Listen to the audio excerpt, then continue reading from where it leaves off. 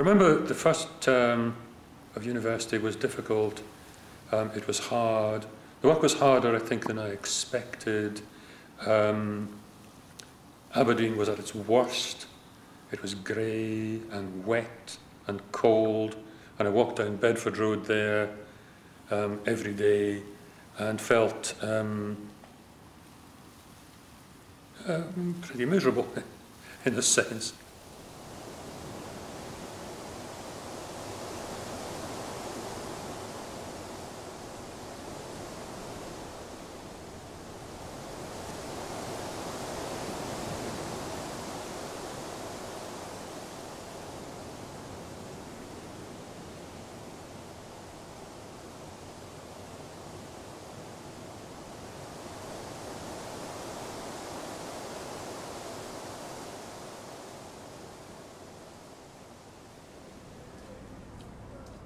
I mean, one of the interesting things, I suppose, that has occurred to me is that if you went into King's Library back then in the 60s, you were immediately linked to the past, to the sense of history.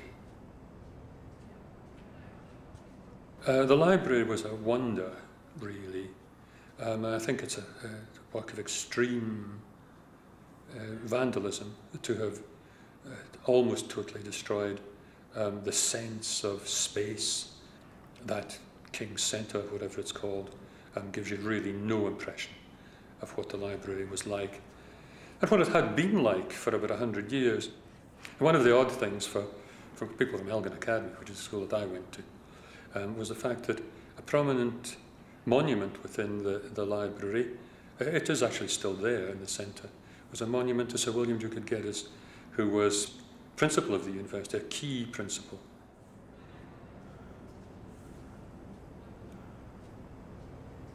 King's High Street and King's College buildings, including New King's, have changed very, very little on the outside.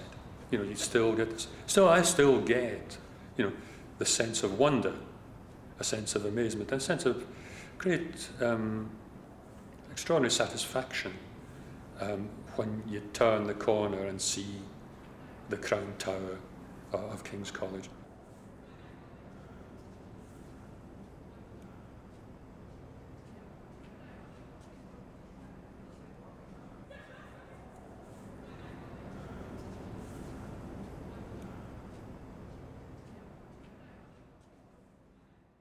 A Welsh incident. It's a pair of shoes I find first. They're a very good make, good old-fashioned quality brogues. They've been properly cared for. The uppers fed with polish, a darker shine above the toe caps and the welts where trouser bottoms have buffed them. Leather soles, worn with carved metal studs in the heel and toe of each. The shoes are sitting dusty, cracked, half concealed by trailing hessian under what remains of a tartan armchair. The house is a 1970s bungalow. Windows are broken. The door scrapes and screeches on the threshold as I push my way in. In this part of the village there are few lights. Stars shine in billions above the bulk of Skirrid.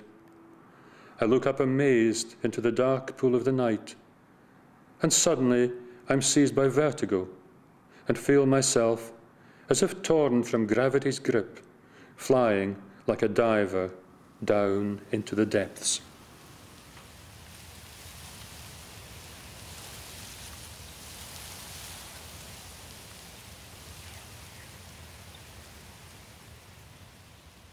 Well, this little wooden engine, well, quite a big wooden engine actually, is really the focus of quite an important part of my family narrative. I was born in 1942, and you'll see that the date on the train is 1943.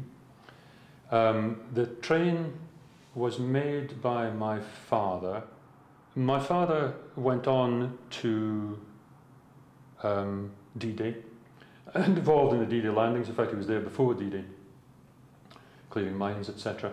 And eventually he was killed in December 1944.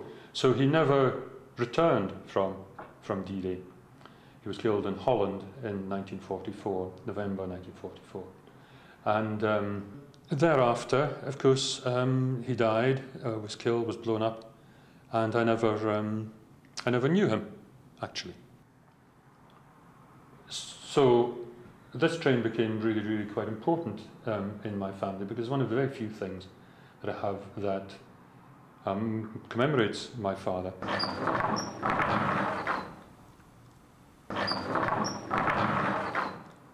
It's always been in the family. It's never been mended or painted or anything like that. It's been played with by my children and their friends and by my grandchildren. And that's the story of the train.